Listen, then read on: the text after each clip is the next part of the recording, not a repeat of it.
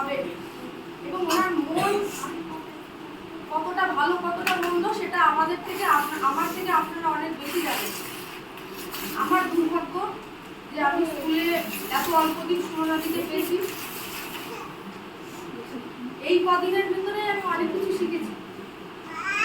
দিদি আরো থাকলে আমি আরো অনেক কিছু শেখার সৌভাগ্য অর্জন করতাম। তবু লোপা দিদি আছে। বললাম একটা মুদ্রার যদি দুটো পিঠ হয় তাহলে একটা সুমনাদি একটা লোপা দিদি। আজকে সুমনাদিকে নিয়ে বলার সময় তাই লোপাদিকে নিয়ে বলছি না। লোপাদি ঠিক একই ব্যক্তিত্ব। আমার কাছে দুজন ছোট বড় নেই। আমার দুটো হাত যেমন দুটোকে আমি আলাদা করে দেখতে পারবো না, তেমনি ভাবে সুমনাদি এবং লোপাদি দুজনই ভীষণ ভালো মানুষ।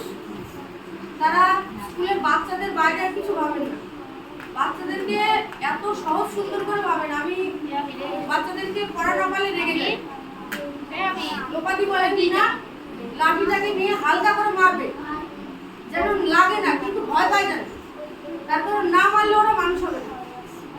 গভর্নমেন্ট যতই নিয়ম চালু করুক না কেন, কিন্তু আমাদের দায়িত্বটা আলাদা। তো এরকম ভাবে দুজন ব্যক্তিত্ব দুরকম, দু রকমের মাতৃসত্তা।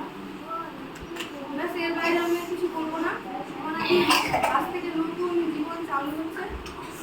আজ থেকে জীবনের একটা নতুন অধ্যায়ের সূচনা।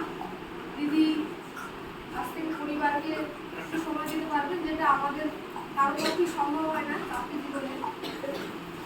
তবুও যারা শিক্ষকতায় আছেন, যে সকালে ঘুম থেকে উঠে সন্ধ্যে পর্যন্ত স্কুলে যে আসার একটা তাড়না থাকে মনে করতে যে কখন যাবো। আর সুমনাদি বলছে সেদিন রিনা জানো এতদিন কিছু মনে হয় দিদির মা অসুস্থ, মায়ের কাছ থেকে দুপুরে বাড়িতে এসে হঠাৎ করে আজকে সমস্ত বাচ্চার মুখগুলো মনে পড়ে যাচ্ছে। দিদি অনেক শক্ত। আমি অল্পতে আমার